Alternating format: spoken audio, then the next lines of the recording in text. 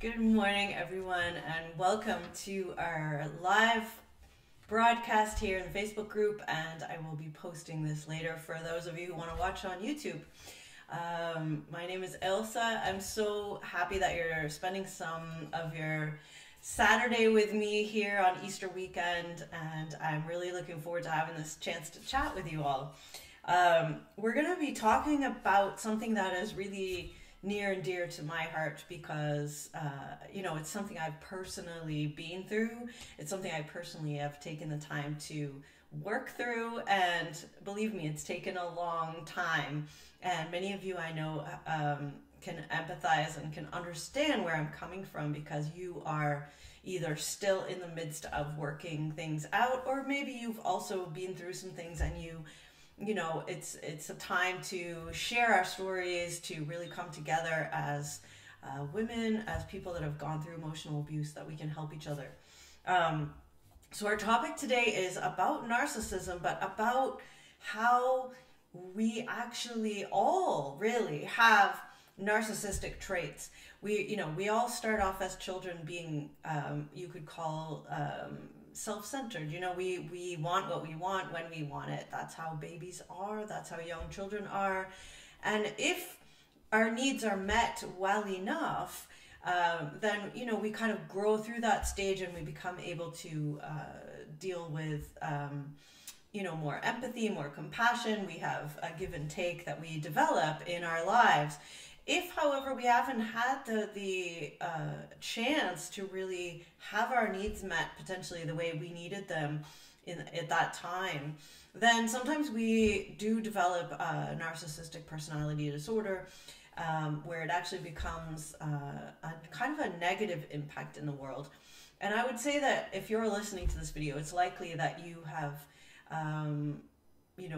become involved with someone who has had what you might term a personality disorder with narcissism, where it actually becomes detrimental to be in relationship with these types of people for, our own self. And but what I want to look at is actually how and why do we keep getting into relationships with these types of people over and over again? Because as many of you I'm sure know, it's not just one-time deal. It's often a pattern that we find in our lives. It's like, well, I thought this guy was really nice, or I thought this girl or person was really nice, and they were great for the first few dates, and then all of a sudden they just turned into the same abusive monster that I've been in relationship with before. And why is that? What is in me that is calling to these people? Like, what, do I have like a sticker on my forehead saying, come and abuse me? And sometimes it really feels like that. So what are we doing to attract these people? What are we doing to ourselves? Because I think this is one of the biggest things that's hard to wrap our heads around, is that, if we're experiencing criticism, abuse, gaslighting, not believing, not having our feelings believed, all those types of subtle, emotionally abusive things, we're probably doing that inside our own self. And I know that's hard to wrap our heads around, and I'm not victim blaming, but we do want to look at, how are we doing that to ourselves first? How am I betraying myself? How am I abusing myself? How am I criticizing and gaslighting my own self before it's happening in the outside world? And what perhaps is the gift in having this pointed out in my external relationships so that I can actually heal myself? And I say this with all compassion, and I know it seems like the world is out to get you, but how can we, we can't really go out there and change the world until we change ourselves. That's kind of a thing, and I know it sounds very trite, but it's really true. How can we make ourselves healed on the inside so that when we are shining out, we're not even attracting these people, they have nowhere to go, they have nothing to grab onto with us. So this is something that I really want to touch on today. So that's our problem. The problem is we keep attracting the same types of people, and it could be that there's just a lot of those people out there, and maybe you have a sticker on your head saying, you know, come and get in a relationship with me because I'm very empathic and I'm going to do whatever you want. But maybe there's something we can actually change about ourselves that will change this pattern. And that's what I really want to get into today with you. So, you know, what's going on and why are we repeating this cycle? Because some of the consequences of being in a relationship with a narcissistically inclined person who, you know, actually is abusive, there's some really real consequences that we have to actually take into account, such as we lose confidence in ourselves. You may already have reached rock bottom. I know I did, you know, really lose confidence and trust in my own self, my intuition. I was like, well, is that, you know, I thought that's what I felt. I thought that's what I heard, but I can't be sure. And you're telling me that that's not true, so I'll just go with what you say. And I was very willing to just kind of go along with the reality that was presented to me by my, you know, abuser, if you want to title it that way, my teacher in that way, at pointing out things. And a second aspect of this is exhaustion.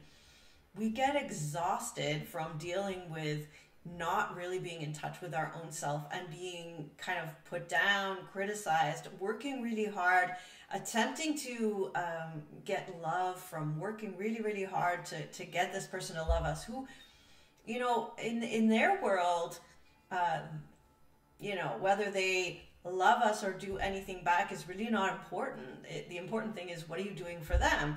And so if you're doing everything for them, they're happy and there's no return, you know, necessary.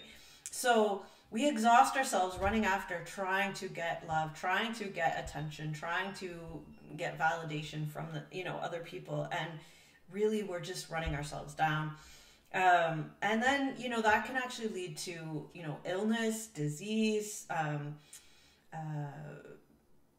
you know, these types of diseases that where you turn on yourself, you know, where you're actually your immune system begins to not recognize you as you and starts to, you know, you get these sort of autoimmune responses, you get diseases in different ways, you could get cancer. There are a lot of things I've actually seen women, especially women, but people get really ill from having these types of relationships.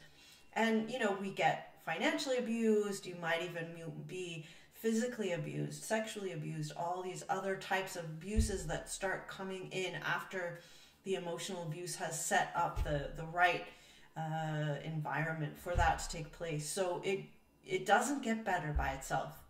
And we really have to catch on to that. It won't get better by doing the same thing that we've been doing and expecting a different outcome. I mean, that's the, you know, Einstein's version of what's crazy making, right? Like, we're going to keep trying the same thing and it's going to keep producing same results. So the benefits of this, of working on this, we need to find what is our motivation for doing the work that is required in order to become someone who is not attracting narcissistically abusive people. And, you know, we might have a motivation of being safe and, you know, protecting ourselves. Like, if we're not going to protect ourselves, who is? You know, if we're looking to our abuser to protect us and they're continuing to abuse us, like, we need to take a step back and go, is this working? Do I need to try something else? Do I need to start looking at my own self? So we might be looking at our fears, our fear of being abandoned. That was a big one for me. A fear of being able to do it on my own. You know, I had 4 kids, and when I got to that place of, you know, what am I gonna do? Could I do this on my own? I was scared. I was afraid that I wouldn't be able to do it on my own, but really I've been doing it on my own and feeding my narcissistic abuser as well. So, you know, I was even more exhausted. Honestly, doing it on your own might be less exhausting than dealing with that relationship on top of everything. And finally, you know, I hear from women a lot who I speak to, you know, you want peace and joy in your life. Who doesn't want peace and joy and good relationship? And, you know, that is a big motivating factor for, you know, let's heal, let's work with this stuff, let's transform this pattern into something that is going to work for us. So this is the solution, really is working on ourselves. And it requires help from outside, and I will explain how that works and how that helps. But we cannot fix the narcissist. We cannot fix the external problem here. There is an internal aspect to this. So we're going to kind of talk a little bit more about that. So you may wonder, I've mentioned, having been through some of this myself, and I do have a book out, and if you are interested in my personal story, By the Light of the Crescent Moon is my autobiography around this time period in my life where I had converted to Islam. I was wearing a burqa, completely covered. I was living in a foreign country. I was with someone who was narcissistically and emotionally abusive. I was in a country where women were not offered the same support as they are here. And there was I could go on, but there were many ways that I disempowered myself to fit that mold of what I thought my partner at the time wanted me to be. And so I continued down that path for 15, 18 years until I got uncomfortable enough, I think, or realized that I was going downhill really rapidly. I got bad enough that I was like, I can't do this anymore. Like I got to that place. And if you've gotten to that place, then you know what I mean. Like, you get to a place where you're like, I can't do this anymore. So you either give up on life or, disappear, or you change something. And change for me began with coming back home to Canada with my kids, starting to study bodywork and massage therapy and healing modalities. And then, we're doing lots and lots of psychology and counseling and learning new modalities and somatics and adding all of these to my toolkit, as well as healing myself along the way. And, this has been a process for over a decade now that I've been working, and, finally getting to this place where I feel like I have a really deep understanding of this process, from, why I ended up in the place that I ended up to, how it is now. So, I have worked with many women now, particularly women, although men too have begun to come forward, but mostly focusing on women, because we do have a cultural overlay of, being gaslighted and abused emotionally just by the gender that we are. And I would say I don't personally identify as LGBTQ, all the alphabet letters, but I do understand that there are some really interesting connections there between that group and how those types of people are feeling about their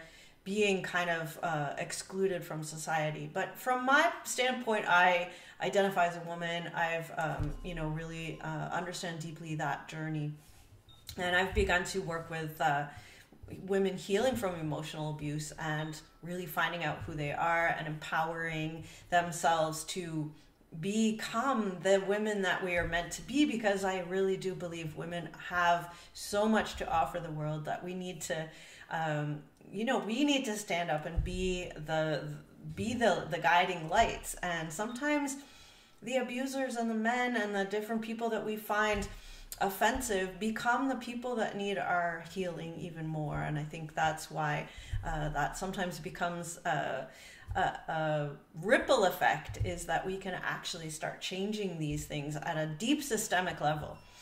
So that's my path and my interest in this work. So how do we become an inner narcissist to ourselves? Why does that happen? And I think that this is something that we need to understand from our own self. Now, in my case, I grew up, I would say, in a fairly good home. My parents didn't get divorced. They looked after me well. What I'm finding is that my parents had their own issues, as every parent does. And in their neglect of my needs, which all parents really cannot meet all of our needs as children, probably. And we didn't, I didn't attune well with my mother, which means that we didn't jive. We're very different people. And so the way that she was trying to offer herself and her support wasn't necessarily the way I needed it. And so I had this kind of misattunement for, since I was born, really. And you could see that in children. You may have children of your own, and I had colic, I had jaundice, I was unhappy, I cried all the time. I was just not happy, not a happy baby. And, I think my brother was much happier and fit in a little bit easier. Perhaps my soul wasn't happy to be in this world. I don't know how you want to frame that, but there was a misattunement. My mother felt that she wasn't doing a good job. I was the first child, she wasn't secure and confident in her parenting at that point. Was it her fault? Was it, all of this came up. So there's like a misattunement there. And in that sense of, I wasn't being able to get my needs met, and she, would put her ideas of what I needed to be onto me, over childhood, so that I kind of, in order to kind of fit in, I let go of what I needed, and I just kind of went along with what she was offering, which was, all that was available. This was my mother. I need mothering. I need safety. I need security. I need relationship. So I'm going to take what I can get and never mind what my real needs are or what my soul needs were particularly. And, nothing against my mother. She's a wonderful lady, but we didn't click. So my father was absent a lot of the time, as many fathers. He worked in the city. He was gone most of the day. So there wasn't I'm very similar to him. My parents have a difficult relationship too. So I didn't get that attunement chance with him as much as growing up. So I let go of who I was in order to fit in to the family. And I think that's fairly common for a lot of people. I mean, barring having had a very abusive past or alcoholic parents, I mean, many of you have stories that, break my heart. But many of us have come from normal sort of homes. And, it's this kind of letting go of who we are because we need to be someone else in order to fit in. That's kind of the definition of a narcissist, right? They're pretending to be someone else. They've put on this veneer because they have to or they feel like they have to get by in the world. So, in this way we become externally someone different than perhaps we are inside. And this external person can sometimes become like a critic of ourselves. So we might have this voice in our head saying, don't tell them what you really love. Don't say that. Don't be like that. Don't, and we're criticizing ourselves. Why did you do that? Because we are afraid on a deep level of being rejected. And so even our own self-image that we've created as an external protection begins to turn inward and say, don't say who we really are. Don't really do that. Don't really offer, honest feedback. Shh, be quiet, be what they want, because that's safer. We're starting to do that to ourselves. I hope that makes sense, because it's subtle, and until you start kind of unraveling these these voices in your head, I know that sounds kind of crazy, but we all have them, right? This voice that kind of says don't say that, they're not going to accept you that way, so you better change. This is a narcissistic voice coming at us. This is an abusive voice coming at us. That's exactly what then we're manifesting in these relationships with abusers. Is they say to us, don't do that. Don't be yourself. Why are why are you wearing that? That's not, that's not going to go over well. You need to change. You need to wear a dress like this. You need to do that. So we start doing that subtly to ourselves because we've learned that potentially from a very young age. So having this turning inward and being mean to self is a really interesting safety protector kind of aspect of ourselves. We're trying to protect ourselves from being annihilated or being rejected, being abandoned, because the pain of that would be worse than, theoretically worse than, just the pain of not being able to show who we really are. Now, I would say as we become more aware of who, that gap between who we really are and what we're showing to the world, that pain actually is very strong. And that is what narcissistic people are feeling too, that they may not even know anymore that they have that gap of who they really are. They may have no idea who they really are. And that's not really the point of this talk.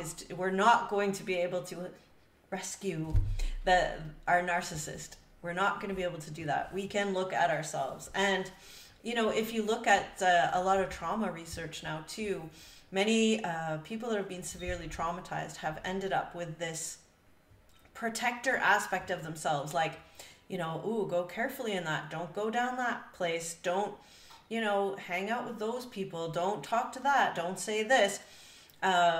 They create that kind of protector who becomes a persecutor. Like, your world becomes smaller and smaller because it's like, don't. And that becomes abusive to our own soul, which is an expansive thing. I don't know what you want to call it, but our soul expands, our light expands. And when we close it in, saying it's not safe to show who we are, we're actually closing up our light ourselves. We don't even need a narcissistic abusive person to do that. We're already doing it to ourselves. And when we're already doing it, somebody comes along and recognizes, oh, this person's going to run around and try to do everything because they want to be loved so much they're willing to let go of who they really are in order to be loved. And I know how to love bomb, right? We've heard love bombing. I know how to love bomb someone. So they know how to reel you in, and then they can get your energy, your service, your empathy, your compassion, your emotional support, perhaps your physical support, all of those things. They're like, wow, this person's already like primed and ready for me. So, that's how we end up attracting this external narcissistic, people into our lives. And it may not be your intimate partner, it might be your boss, it might be whatever. I mean, many of us have parents that are somewhat stuck in this pattern because we learn from our caregivers. So that could have been true as well. So what do we do then? How, this is kind of that inner outer aspect. And then what do we do? What are the stages of healing from this? And for those of you in my group, if you're not in my Facebook group and you're watching this later, please do join us in the group, Women Healing from Emotional Abuse with Power, Passion, and Pleasure. It is right now only for people identifying as women, just for that safety. But I do have a YouTube channel, Pleasure for Health. You're welcome to watch a lot of these videos will be available on my YouTube channel. But what are the stages of healing that we can do, that we can sort of map our way forward and really take action? Because understanding it is actually one of the steps. But the first step that you might have noticed is confusion. So if you're feeling confused, like, I don't know what hit me, I feel like I've been hit by a truck, I feel like life is just battering me, I don't know what's going on, I don't know why it seems like I have a good life, but I'm not happy, it seems like, confusion is actually a first stage when you feel that you're confused. And for me, it was going from that certainty that I was being a good Muslim woman and I was a good wife and a good mother, and I just had my head in the sand with that, to feeling kind of like, well, is this who I really am, and is this what I really want? And am I actually happy in this role and playing this part? And so that confusion is a first step in healing. So if you're there, then you're on the road. The next step isn't that much better, because we often then get depressed or anxious because we're seeing things aren't perfect. We're seeing that this isn't exactly what we thought it was, and we're confused, and then we get maybe depressed or anxious. our feelings start coming up and we don't know what to do with them. And then if we're lucky and we hook into what's actually happening, we might come across something like this video, something like some resources about emotional abuse, and you may start reading that and noticing, oh, there's some things here that remind me of what's going on in my life. And you begin to learn about what's happening in your life, about emotional abuse, about narcissism, about empathy, about codependency, all of these things, gaslighting. I mean, many of these words you probably wouldn't have heard about before you started researching. And then really, once, you know, the learning, I do get a lot of calls with women that are like, I just want to learn. I just want to learn. And that's a great stage to be at. But please understand, that is not the end of the road. Just because you understand up here does not get you in a different place with yourself or with your narcissist or in the world. Understanding up here is great, but it's a step in that direction. And one step that really helps is group work, I think. Hearing other people's stories, starting to put yourself out there, you know, kind of the AA group thing, you know, hi, I'm this, I resonate with you because of this experience. Now, this also can be a sticky place because we don't want to get stuck here either. We don't want to get stuck saying, I'm a victim of narcissistic abuse and there I'm going to stay for the rest of my life. I mean, unless you want to be known as that for the rest of your life, but most of us actually want to move through that stage as well. But that's a definite stage. Finding your support, finding your peers, your group, that you're not alone. This is important. And this is why I have a Facebook group, and I hope that it's working for some of you or all of you in that way, that it supports. There's other people here with you. Then you have to start saying, okay, what am I going to do differently? What work am I going to start doing in my own self to connect with myself, to heal, you know, to rescue my soul, to turn down the volume of my own abuser, my own narcissistic voice, my own, you know, critic that is telling me not to be myself. How am I going to do that? And that is the inner work that we have to do. And that, at that stage, you may want to look for someone to work with, to help guide you, just so you don't kind of get wrapped up in your own story. And, you know, you might see a psychologist, a counselor, a coach. You might take a program, a course on this. You might go to a workshop or a retreat. You might work on your trauma. You might work on, I did some work on my sexuality because that was kind of tied up in it, my own ability to have pleasure. So there's many aspects that you could kind of work with. I offer writing retreats and writing weekly class actually on starting to work with the self and starting to come, you know, really get into the nitty-gritty of this. So there's many ways that you could start this work. And then you want to repattern. What do I mean by repattern? Well, you want to find a different voice in your head that maybe is like your cheerleader. You're saying like, hey, you're doing really good. Like, keep doing that. Like, let's find, you know, you deserve some better friends. You deserve to get out and do things for yourself. Let's help you feel some joy. Wow, you did amazing. Like, imagine having that voice in your head all day, right? Rather than the, you suck, you shouldn't have done that, you're not worth it, you know. Which voice do you want in your head? And how can you repattern your body, yourself? Maybe it's your posture. Maybe you take on some kind of movement, yoga or Pilates or swimming or hiking group or whatever. You want to repattern your body with new ways of doing things. And this is where, as a somatic coach, I might start working with people to say, hey, you know, like, if you're always like this, you're never taking a deep breath, you know, what does it feel like to open this out? How can we help you to open? How can we help you to breathe better? What does that offer you in a different way?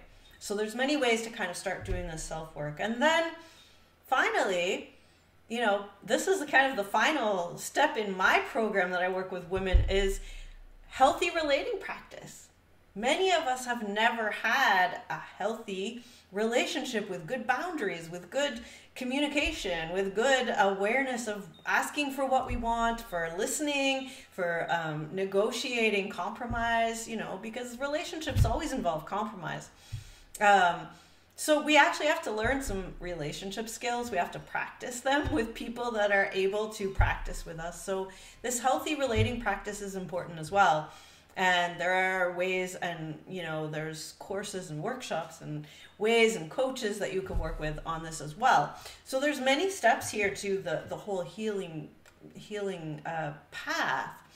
And what the most important thing I want to leave for you today is, take one step. Take one step. And what I would challenge you, so those of you who are in my Facebook group, I would challenge you to take something from this talk that you resonate with. Maybe you resonated with the part that said, I am feeling exhausted. Like, write a little bit about that. Like, I resonate with that feeling of exhaustion in myself, and I recognize that is coming from this, this gap between who I really am and trying to be the person that is, making my abuser happy or walking on eggshells or whatever, and I'm feeling exhausted. Maybe that's what you resonate with. So I'm challenging those of you in the group to put something, one sentence, one word, a paragraph, maybe you write a whole page, whatever comes to you. See if you can put it in the group. See if you can put yourself out there just a little bit, or just say, hey, I watched the video, I resonated with this. I'm going to think about it. I mean, that is a first step, just to put something out there that, yes, I've watched this and I'm resonating with this. And if you can pick out one aspect that you actually, triggered some sort of response in you, then that's really helpful. Now we know where we can go next, right? So pick something. It might be a bigger step for those of you that are more ready to take a bigger step.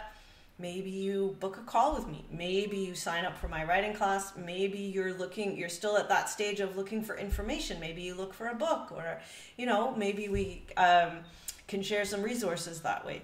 Wherever you're at, what is the next step that you can take right now, today, to move yourself forward, one small step at a time?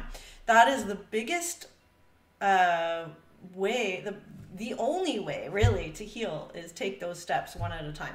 And I have someone I'm thinking of who's typically like, she's here and she wants to be way over here, and there's a huge gap between where she is and where she wants to be. And she just keeps saying, well, I'm going to be here, I'm going to just get here. And I'm like, well, how are you going to get here? If you're not even getting up every day and taking your dog for a walk, like, how are you suddenly going to manage 3 jobs and going to school? Like, it just doesn't make sense. Like, there's many steps. I said, let's break down these steps. Like, let's say you want to go to school to study something. Let's break it down. So what do you need to do? Well, you need to, figure out what you want to study. You need to, apply. You need to talk to the person. You need to fill out the application form. You need to print out the application form. You need to look it up online. All the way back to, you need to get out of bed, eat breakfast, take your dog for a walk, and look it up online, the application form. Like that minute. You've got to break it down to that minute of step-by-step aspect in order to get to the place where you want to get to, and you will get there. And so this is where, like I said, there's these steps of healing that we go to. And so if you're feeling confused and you're here, you're already getting to that step of looking for information and, learning about what emotional abuse is. As you move forward, you're going to find you're ready to take a step on self-healing. You're ready to be in a group and out yourself as somebody who's dealing with emotional abuse. So move yourself forward one step. So, over that thing, remember that we don't want to get stuck in the, I'm exhausted, I'm ill, help me. I mean, that's definitely a cry for help is a good start, but then we have to help ourselves and not just beat ourselves up because we are where we are. I'm an intelligent woman. I'm very strong. I know that about myself. And I still ended up in a place where I was probably this close to a mental breakdown. And I know many of you can relate to that. And so, how do we, don't get stuck in the, oh my gosh, how did I get here? We are where we are, and you can step by step move your way out of it. I absolutely know you can.